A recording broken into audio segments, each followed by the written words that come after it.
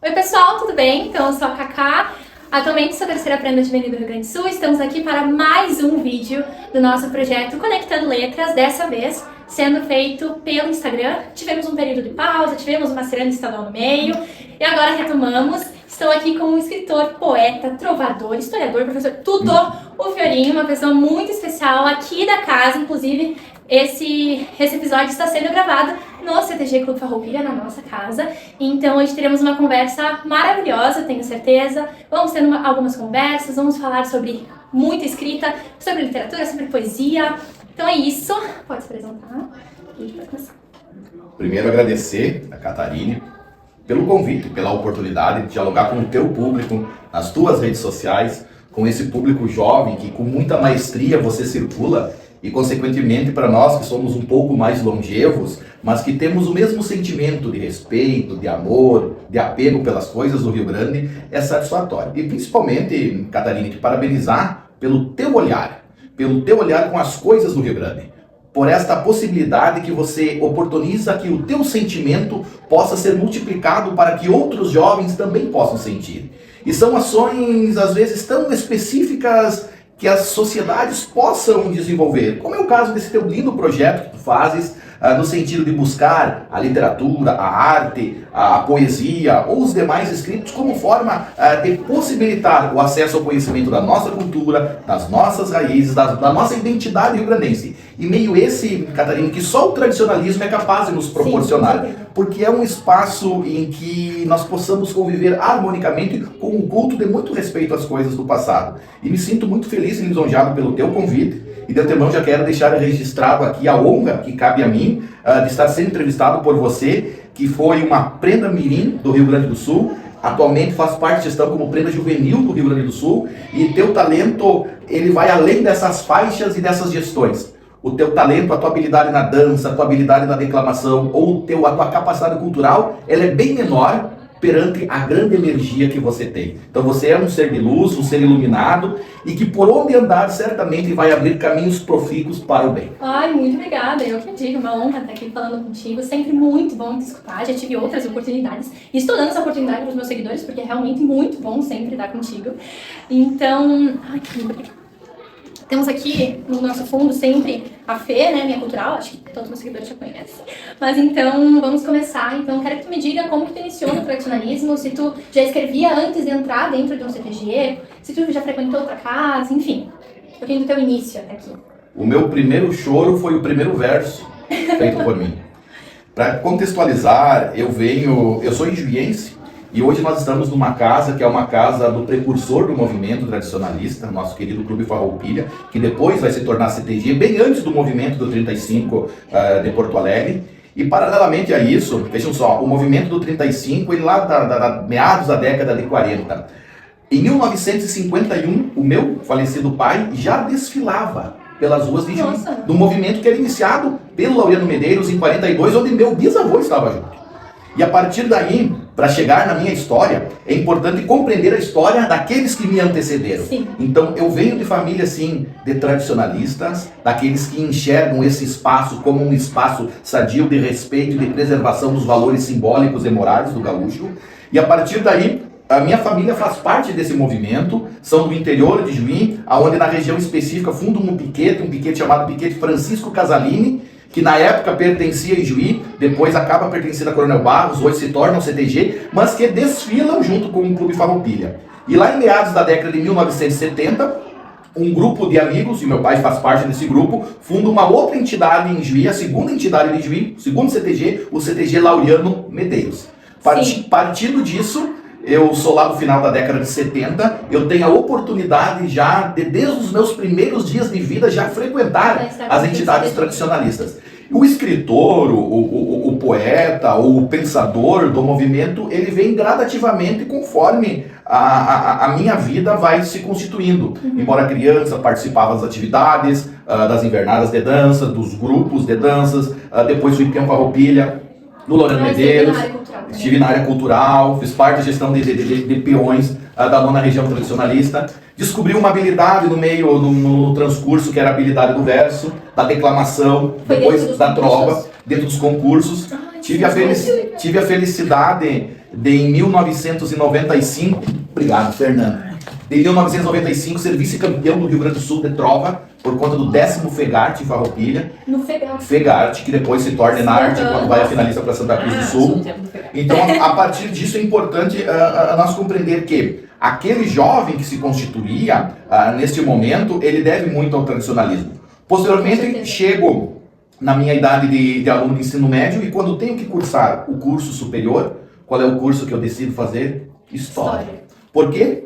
Porque eu sou fundamentalmente influenciado pelos princípios e pelos valores do tradicionalismo. Com certeza. Talvez poderia ter uma profissão na área da saúde, na área das ciências jurídicas sociais, mas eu costumo dizer que eu sou muito feliz porque talvez a gente trabalhe com aquilo que de mais importante há na sociedade, que são as crianças, que são os jovens, formando essa cidadania para o posterior futuro. Mas o profissional, o escritor, o poeta, o historiador, o professor em si que vai se constituir, ele tem base forte no tradicionalismo. E é essa base forte que vai ajudar na lapidação desse sujeito social, desse ser social, que acaba me constituindo gradativamente no transcurso da minha história. Sim, eu já tive a honra de escutar uma palestra sobre os 180 anos da Paz e Ponte Verde, de um historiador, de um professor, que foi magnífico.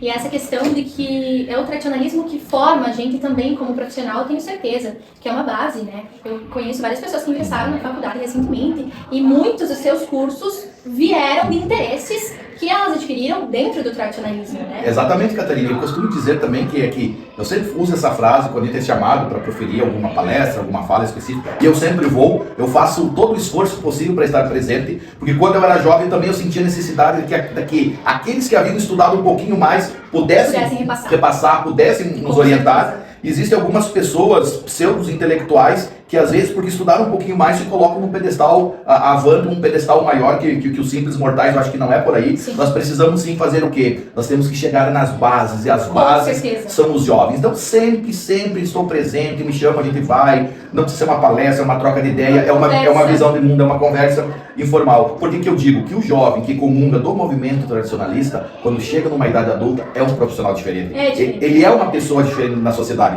Porque ele sabe se postar, ele sabe se comportar, ele sabe dialogar. Então essa postura, as concepções éticas, profissionais, morais, são esses valores que estão lá na nossa própria carta de princípios, que norteiam os fundamentos básicos na constituição desse tipo social denominado tradicionalista. Com certeza. E é a questão da criança mesmo. Eu tive a oportunidade de sempre trabalhar com crianças, né? Enquanto pré-mirim, eu realizei muitos e muitos projetos envolvendo as crianças. Atualmente sou prof, né, de dança aqui na Invernada do CDG, que são crianças também, e é o primeiro contato deles com a dança, então pra mim é uma honra, né, estar com eles nesse momento.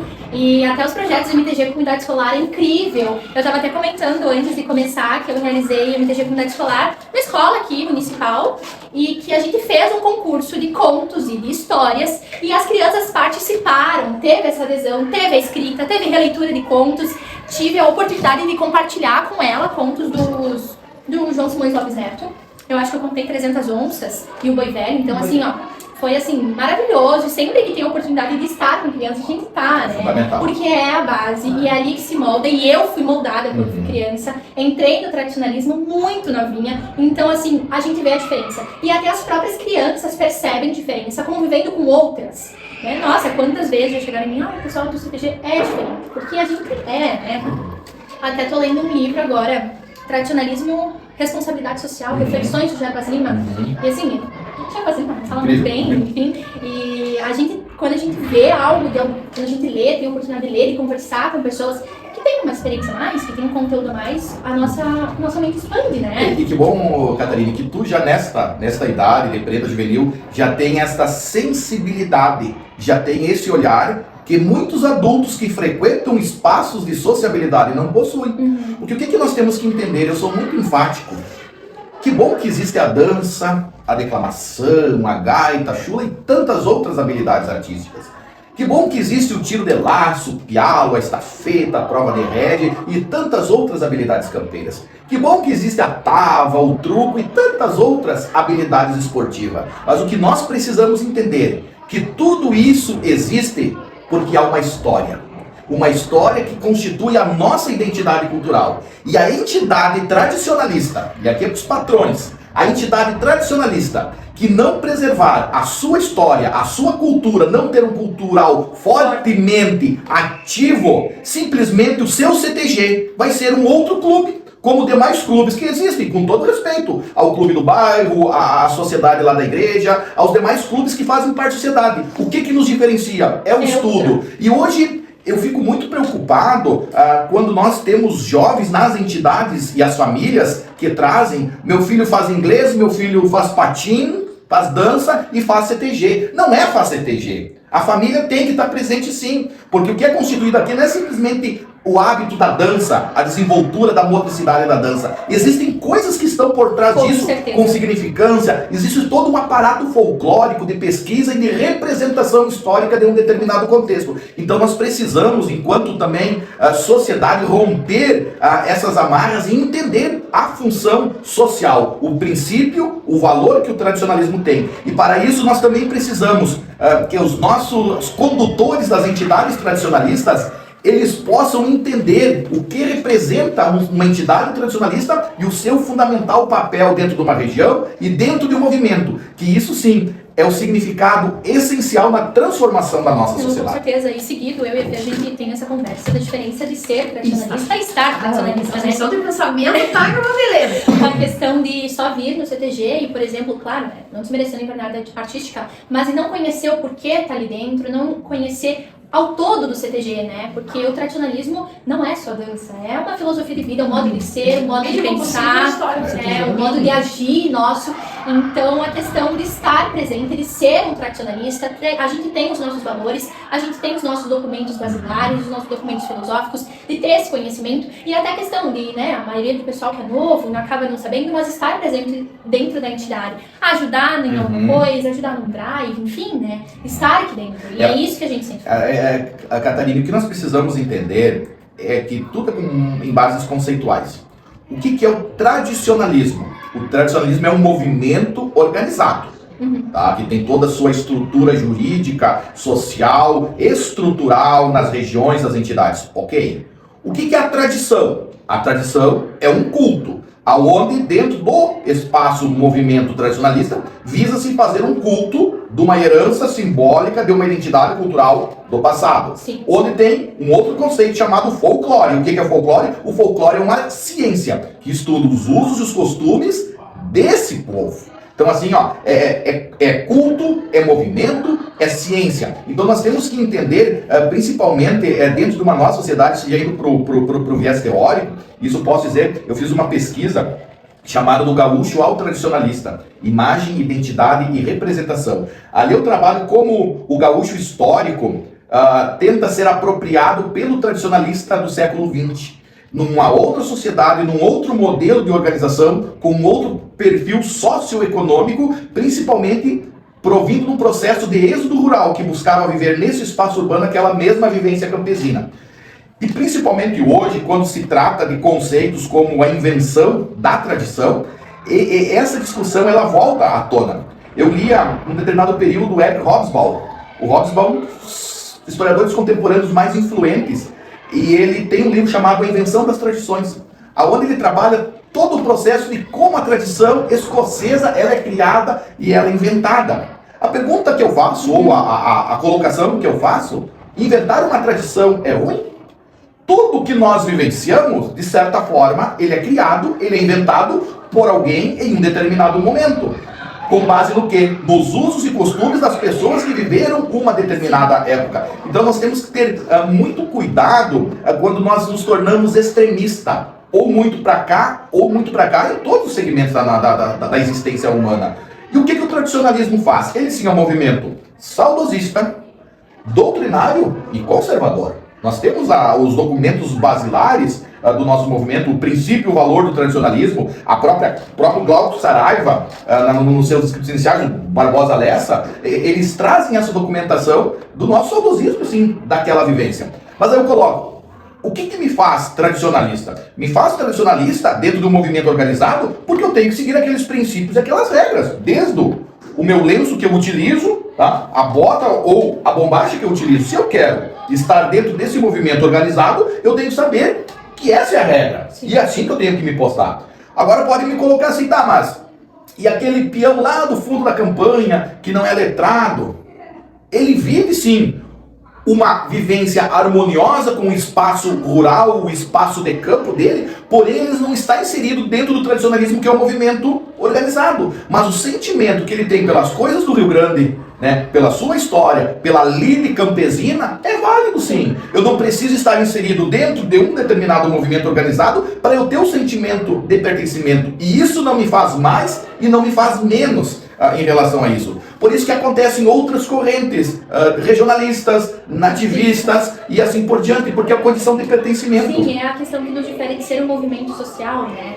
Porque até estava lendo no livro do Jarbas Lima que ele comenta de ter uma identidade, que é como as pessoas não se conhecem, que seria com lenço, seria com a bombacha, né? Da questão da oposição, que não é algo total, né? E também da totalidade, de ter nossos princípios baseados em alguma ordem filosófica, né? Porque assim, a Catarina pergunta, mas quem nasce no Rio Grande do Sul é o quê? Gaúcho? Rio-grandense. Rio-grandense. Ele é rio-grandense Como dizia o Cachorro Porto. até 1930, que a partir daí a expressão gentílica se torna gaúcho, rio-grandense ou gaúcho. Porque quem é o gaúcho? É o tipo social habitante da região da campanha. Porque na mesma periodização histórica, nós temos na região litorânea açorianos, nós temos aqui nas missões, os 400 anos agora das missões, nós temos guaranis, nós temos identidades culturais distintas. Então, o tipo social do gaúcho acaba referenciando a expressão gentílica para caracterizar as gentes de nossa terra. Sim. Que é uma coisa. Outra coisa, quem usa o lenço, a bota e a bombacha, olha lá o gaúcho. Não, esse é um tradicionalista, porque ele faz parte de um movimento organizado. Então é importante essas concepções e essas noções que remetem à nossa identidade cultural. E isso vem de onde? Vem todo no processo de criação. Por exemplo, a bombacha. Ela tem uma representação muito forte lá da Guerra do Paraguai, onde essas vestes da bombacha, ela tem relação muito forte com a guerra lá da Crimeia, onde tem os interesses da Inglaterra. É muito característico com a vestimenta dos islâmicos, que fazia parte de um fardamento de exército que sobra o material lá e vem para cá. Para a América, para a Tríplice Aliança, utilizar isso, e acaba sendo, pela facilidade da montaria, acaba sendo um elemento fundamental do cotidiano. O lenço, por que utilizamos o lenço? Aí me perguntava esses dias, por que o lenço tem que ser dentro ou fora da gola? Qual é o nó do lenço? Isso aqui dá uma baita história. Por que o lenço é dentro da gola no começo? Porque geralmente ter uma camisa social era muito difícil numa sociedade da época. Utilizavam o quê? Para não desgastar a gola da camisa, justamente para preservar. Os nós de lenço, existe nó certo ou nó errado? Não há nó certo ou nó errado. É uma invenção. É uma invenção da tradição dos nós de lenço. Então, como a nossa tradição não é inventada? O próprio São Paixão Cortes, quando ele vai fazer as pesquisas dele, né, nos resgates, principalmente das questões das danças, ele resgata muita coisa é criada nesse momento. Agora, isso é ruim? Não é ruim. É importante que exista um aparato simbólico e cultural de expressão para a atualidade. Não, com certeza. Isso é um debate que a gente consegue ter por muito tempo, né? Analisando diversos viés de pensamento. E agora, voltando um pouquinho mais à questão da escrita. Quero que tu comente um pouquinho das tuas obras publicadas, dos teus livros, do que tu mais gosta de escrever, como é a questão da prova também na tua vida, né? Então, comenta um pouquinho com a gente, assim. Eu me tornei um apaixonado pela palavra, por acreditar que a palavra tem poder. A palavra bendita, ela te eleva, e a palavra maldita, ela te destitui.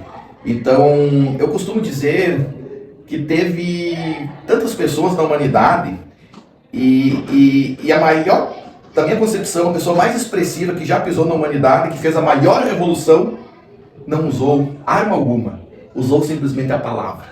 Quando ele dizia que o reino dos céus é amar o próximo como a si mesmo. E esse Cristo que ele traz a habilidade da palavra e usar metáforas, e que muitas dessas metáforas são poemas, ele faz com que toda uma ocidentalidade ainda permeie todos os seus ensinamentos de que ele trouxe e que está registrado no livro sagrado. Então essa palavra tem poder. Eu, como sou muito leitor e fui leitor da Bíblia já quando adolescente, e a Bíblia também foi fonte de inspiração, porque numa parte um dos livros da Bíblia, o livro de Salmos, os salmos eles eram cantados na Idade Média pelos monges, E muitos desses salmos, eles eram recitados de forma de improviso. E a partir daí começava a trova, começava o trovadorismo.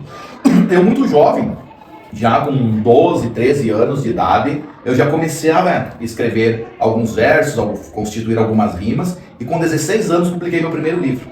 Meu primeiro livro chamado No Longo Chucro do Verso, de dezembro de 1994, ele trazia poesias regionalistas, e para minha felicidade, até hoje, muitas poesias são declamadas, porque trazia toda uma visão literária, de uma concepção de mundo, uma concepção do regionalismo. É claro que, no transcurso em que a gente vai desenvolvendo a nossa atividade intelectual, vai desenvolvendo mais leituras, os horizontes vão se abrindo. Depois, muitas escritas dentro da minha área educacional, enquanto historiador, na área do pensamento humano na história da filosofia, uma escrita que eu tenho, a organização das sociedades na história da humanidade, mais com um viés sociológico, o desenvolvimento brasileiro, colônia, império e república, onde eu trabalho a questão da história do Brasil.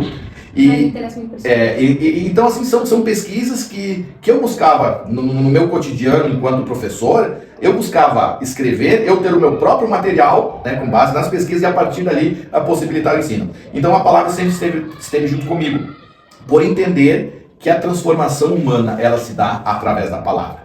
É justamente no sentido de que eu consigo unir algumas habilidades, alguns desejos, alguns gostos, que é quando eu trago o verso e a história, que são duas paixões muito próximas do meu cotidiano. Então, assim, escrever, ele é uma arte, escrever é uma habilidade. E poetizar, ou fazer uma pajada, que tem uma estrutura métrica, ou fazer uma trova de Mi maior gavetão, que é uma cestilha, ou uma trova estilo Gildo de Freitas. Então, tudo isso, assim, é uma habilidade artística que eu te digo, Catarina, eu não sei se é uma técnica, se é um dom, se é uma alta habilidade ou se é um acaso. Eu sei que é algo mais forte do que o sujeito e que simplesmente vem instantaneamente e naturalmente. E o que nos preocupa? De que as novas gerações, elas acabam não desenvolvendo mais essas habilidades ou não tendo a oportunidade de vivenciar isso, que é o medo que a gente tem da falta de incentivo dos segmentos que deveriam incentivar. Porque quando a gente vê uma criança ou um jovem tocando instrumento musical, cantando, dançando, declamando, a gente fica muito feliz. Mas com a habilidade do verso, da poesia ou da trova, são raros os casos que nós temos. E a trova é uma poesia oral, improvisada, cantada. E ela necessita do quê? Uma necessidade de incentivo para que cada vez mais pessoas possam desenvolver isso. Porque qual é a grande tendência? Que isso acaba se extinguindo. E raros já são os repentistas no Rio Grande do Sul. E cada vez mais raro ficará essa qualidade de habilidade pelo fato de que nós precisamos sim incentivar cada vez mais os jovens nesse segmento. E esse é um dos papéis dentro das entidades tradicionalistas, né? Dar essa abertura, passar esse contato, e até a gente em projetos de MDG Comunidade Escolar ou durante a Semana Farroupilha tem essa oportunidade de passar para as crianças que não conhecem, né? Um pouquinho da declamação, enfim, a trova também é algo incrível, né? Que a gente vê no improviso, assim, direto. E a questão da escrita realmente é muito importante, né? Porque o que não está escrito não está na história. Então, ter tudo registrado. Agora, eu sempre peguei esse gosto pela leitura, né? Tenho 2 livros publicados já, mais na questão de coleta, né? Brinquedos, brincadeiras, mais folclore, enfim. E a questão da leitura mesmo, a gente consegue entrar em outros mundos, a gente consegue conhecer. Eu vou iniciar a leitura, minha próxima, é um livro do Érico Veríssimo também, que é Incidente em Antares. Eu vi muitas recomendações e quero iniciar. Não li ainda a saga O Tempo e o Vento, mas é outra que eu me sinto na obrigação de ler. E principalmente o Érico, que ele mistura a ficção com a história, né? Ele retrata mais de 200 anos da história do Rio Grande do Sul nos seus livros. Então é algo assim incrível e é uma valorização dos nossos autores. Tanto que a ideia do projeto, acho que eu comentei no primeiro vídeo, vem por muitos motivos, pela literatura, mas também porque eu comentava com amigos meus sobre que eu queria iniciar a leitura do Érico Veríssimo, enfim, falo isso sempre, e tiveram pessoas que não conheciam o Érico, que eram daqui do município de Juí, e o Érico Veríssimo é daqui de Cruz Alta, aqui do lado, e então tu vem com uma preocupação, né? Como que as pessoas não conhecem alguém tão próximo, alguém tão importante na literatura, não só daqui de Cruz Alta, mas gaúcha, da literatura do Brasil, enfim. E o projeto surge nessa ideia. Esse ano também, durante minha mostra folclórica, eu falei sobre o Onésimo Carneiro Duarte e eu ressaltei ele na literatura, das feiras de livro regionalista que teve lá em Porto Alegre, do papel dele enquanto escritor, até a tese, né, do Plano de Ação Social, é uma literatura, é uma escrita e também traz o viés social do tradicionalismo, que isso é algo que eu tive muito contato a partir das pesquisas de mostra e tu vê realmente. Então eu que trouxe na minha mostra folclórica literatura e a parte social do tradicionalismo foi incrível pra mim, né? Mas é muito bom sempre a escrita, né? Catarine, tu tocas num ponto primordial. Em um capítulo dessa pesquisa minha, desse livro meu, O Gaúcho ao Tradicionalista, eu trato sobre literatura. E quando eu trato sobre literatura, eu faço uma abordagem tanto rio-grandense quanto platina. Afinal de contas, quem é esse tipo social que o tradicionalista do século XX visa se espelhar nesta identidade cultural? Aonde isso tem origem? Como esse gaúcho passa a existir? Eu vou na literatura platina e eu encontro um poeta chamado José Hernández, quando ele escreve que nas cercanias de Livramento e de Rivera existia um gaúcho chamado Martin Fierro. E o Martin Fierro, que traz esse exponencial literário associado à pintura do Florencio Molina Campos, com a representação desse El Gaúcho, faz com que eu comece a compreender quem é o gaúcho rio-grandense. Vou fazer o quê? Venho para os registros gráficos de pintura do século XIX, quando Jean-Baptiste Debré, encomendado por quando a corte portuguesa chega ao Brasil, faz uma viagem, né, ao Rio Grande de São Pedro. Ele é francês. É francês, vem junto com a comitiva do Dom João VI. E o Debré, ele cruza por aqui e começa a pintar o tipo social que há nessa região. Sim. E eu começo a partir daí traçar uma linha com um inglês chamado Nicolau Dreis e um outro francês chamado Arsène Isabelle, que vai desenvolver esse protótipo do gaúcho, alinhado ao que? À literatura, que é quando João Simões Lopes Neto começa já a desenvolver todos os escritos, os contos gauchescos, a Lendas do Sul e todos esses livros que são livros de cabeceira dos culturais do Rio Grande, mas o mito fundacional do gaúcho, eu costumo dizer, está onde você acabou de mencionar. Está na trilogia de Érico Veríssimo, especificadamente num livro chamado Um Certo Capitão Rodrigo, quando dia 2 de novembro de 1828, o Rodrigo Cambará adentra em Santa Fé, e lá na bodega do Nicolau, né, que ele grita Buenas de Mespalha, os pequenos do depranche, nos grandes do detalhe. E o Érico Veríssimo, ele faz uma narrativa, quem lê, enxerga, sem assistir o filme ou o seriado, num manga larga, marchador, com um violão a tiracolo, né, e com um sotaque carregado. Então o Érico Veríssimo, ele é tão feliz que ele consegue constituir o mito fundacional do gaúcho lá em 1828. Mas essa literatura, ela é uma literatura agora, da década aí de 1950. Que, paralelo à ideia da Ronda Crioula, à ideia da criação do tradicionalismo não organizado, que é lá de 66, e aliado a uma monumental imagem, que é uma estátua do Laçador, que é de 54, vão fazendo com que todas as condições dentro de um imaginário cultural, a criação de uma identidade histórica. E a partir daí o boom de entidades tradicionalistas, que está enraizada aonde? Nesse ponto, na literatura. É com base nos escritos, é com base na literatura, onde tudo vai se originar para que nós possamos compreender quem nós somos para balizar o futuro das novas gerações. Spoiler da tese de 2026. Olha. Não digo nada. Só digo o que eu vou fazer. Não, e tu falou da poesia junto com a história. Eu acho válido tu comentar do teu livro também, que incrível quando tu mostrou ele, e que acho que tá aí contigo. Então, aqui Comente sobre ele, porque é maravilhoso. Isso aqui é em primeira mão, para quem está nos assistindo, em primeira mão, é um livro que junta duas paixões, a paixão do verso e a paixão da história. O nome dele é Soldados de Cristo na Banda Oriental do Uruguai, a saga dos jesuítas da região missioneira. É um livro comemorativo aos 400 anos das missões do processo de catequese, de evangelização, dos índios guaranis aqui na região das Missões, aonde eu desenvolvo através de 5 cânticos. Ele é dividido em 5 cânticos, desde o processo de organização e de ocupação do território, à consequente guerra guaranítica por meio, devido ao Tratado de Madrid, e a todo o processo de expulsão e de extermínio dos jesuítas das missões. Então quero aproveitar a oportunidade, não está lançado ainda oficialmente, mas já se encontra online, algumas livrarias aí já estão comercializando ele. Soldados de Cristo. Quem são os soldados de Cristo? São os jesuítas, porque eles são da Companhia de Jesus.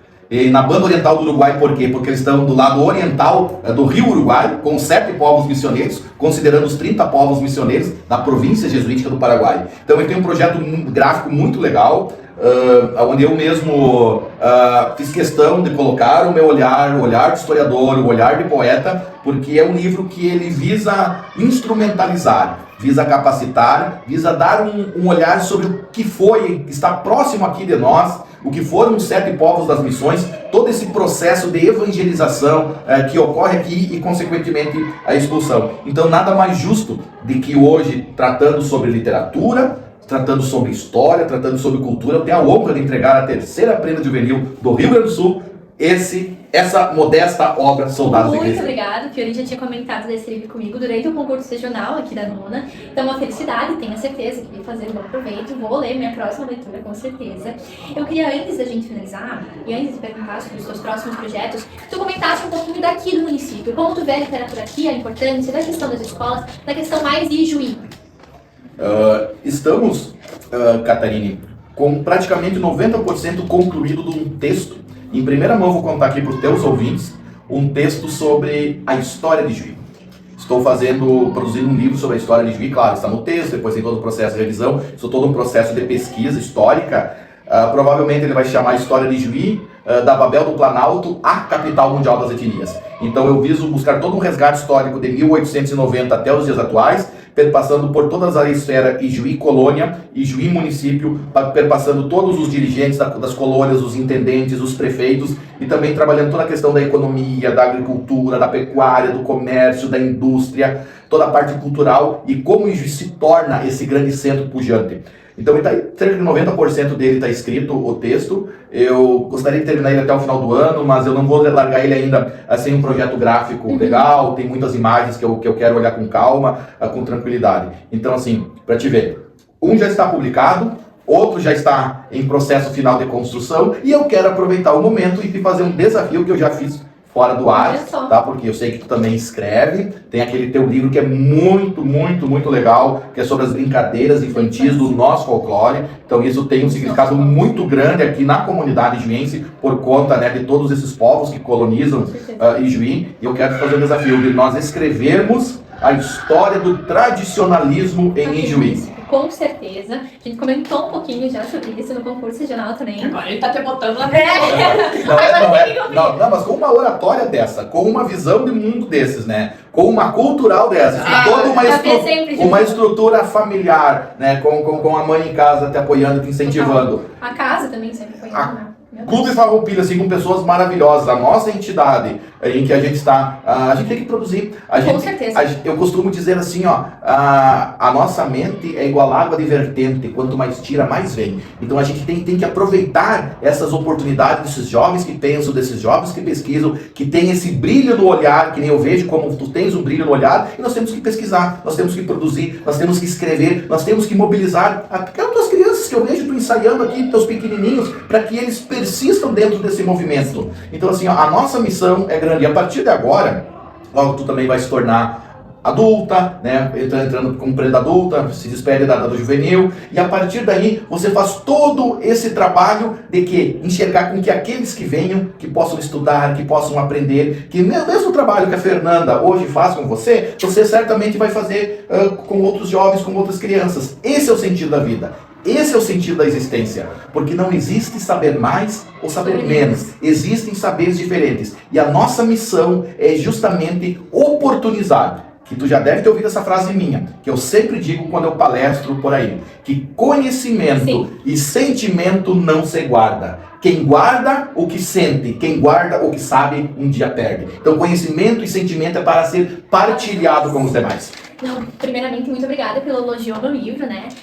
A questão do Seminário Mirim, propriamente dito, que ocorreu em Juí durante a Expo Fest, foi por conta de Juí ser a capital mundial das etnias, que inclusive recebeu esse título durante a Expo Fest de 2022, que eu lembre, vem da questão de vários povos.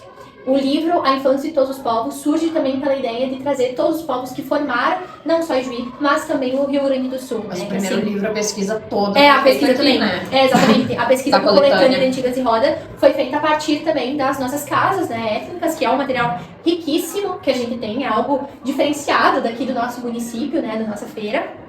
Pode ter certeza que a gente vai fazer esse projeto junto. Não, já tá tudo Não, na já minha tá cabeça, tudo já. certo.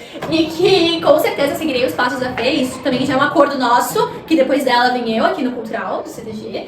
Mas é uma felicidade e desde agora eu já vejo a diferença do tradicionalismo para as crianças. E eu sendo instrutora de dança, né, dando aquela ajuda aqui pro CTG, já é muito bom ver as crianças entrando, tendo esse primeiro contato dentro do tradicionalismo, né? Eu tô inserida no CTG muito forte, todos os internados eu sempre tento dar uma conversadinha, a gente sempre fala com o pessoal, sempre tem esse acesso às crianças e trazer isso é muito importante e é com certeza nossa base, porque eu sei que o tradicionalismo foi base pra mim, então de fazer essa base pra eles. Então pra finalizar, não sei se você quer falar alguma coisa pro pessoal, dar algum recado. quero dizer o seguinte, para quem está nos assistindo, mais prendas semelhantes a Catarina, que se importam com aqueles que estão vindo, com os mais jovens, que se importem sim em dividir os estudos, em dividir o conhecimento. Porque simplesmente hoje poderíamos estar no conforto do nosso lar, com todas as atividades que a gente tem, mas estamos aonde? Estamos gravando um conteúdo para trazer um pouco de informação, de conhecimento, de trocar algumas ideias, de tentar mobilizar e motivar cada um que esteja aí. Por isso, Catarina, parabéns, não é só para você que tem esse brilho no olhar quando tu falas, com essa oratória maravilhosa, mas o parabéns é por toda a estrutura de apoio que está por trás de você. Então assim, não vou mais citar nomes para não esquecer de ninguém, porque eu sei que existem muitas pessoas que ajudaram a moldar esse ser de luz que você é. Então nós somos gratos a todos aqueles que nos ajudaram na nossa construção, porque Sartre dizia que nós somos o produto social das relações pelas quais nós estamos inseridos. E o que nós somos hoje é inspiração, é vivência e é convivência de todas aquelas pessoas que nos ajudam a ser o que nós somos. Desde a tua cultural, desde a tua família, desde a tua gestão de peões e prendas pelas quais você conviveu e você convive. Isso com certeza molda. Ajuda muito, porque é o meio fraternal cotidiano de convivência humana, pacífica e de interesses comuns. Sim, eu sempre digo que somos irmãos de causa, né? Nós somos, atualmente, né? 18 pessoas que têm um sonho comum, que têm um objetivo em comum enquanto gestão de prendas e peões do Rio Grande do Sul, né? O nosso objetivo, durante essa gestão, eu comentei contigo, o pessoal aqui do meu Instagram sabe, também do nosso projeto dos painéis cidadãos, que é algo muito bonito que a gente vem fazendo, que no Congresso Tradicionalista terá um painel também. Então, são pessoas que pensam igual, e nós somos assim. E por isso, Catarina, muito obrigado pela oportunidade e sempre estou à disposição para falar sobre literatura, que nem falamos um pouco aqui sobre a minha vida, que você questionou. Todo tradicionalismo, falar alguns temas mais específicos que nós poderíamos aprofundar e abordar também. O que é importante? Que o tradicionalismo como um movimento esteja, sim, em constante movimento, não estejamos parados e estagnados. Porque a nossa missão é o quê? É levar para as demais pessoas que se identificam, assim como nós, a oportunidade de conhecer e desbravar esse lindo universo cultural que é o movimento tradicional. Com certeza, eu que agradeço. Uma honra sempre te escutar, falar, ainda mais conversar com você. Então, pessoal, a gente termina mais um episódio do podcast. Agradeço a todo mundo que esteve presente, acompanhando. Essa live ficará salva também aqui no Instagram. O próximo a gente ainda não sabe muito bem, mas teremos convidados incríveis e que a gente consiga dar sequência a esse projeto tão bonito e tão importante. E quando vocês vierem a Juí e terem a oportunidade de conversar com a gente, conversem, porque é maravilhoso escutar ele falar. Então é isso, pessoal. Muito obrigada a todos. Um beijão, uma boa noite.